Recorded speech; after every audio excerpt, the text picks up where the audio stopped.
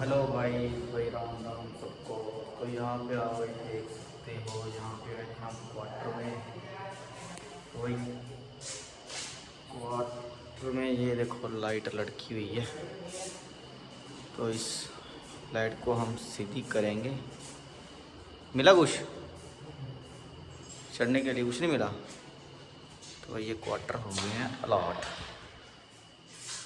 ये क्वार्टर हैं, ये सारे लाट हो गए हैं, कोई सब रहने आ रहे हैं। तो भाई लाइट का काम तो वैसे ही है, लटका के रखा हुआ है आधा आधा, कभी कुछ कभी कुछ।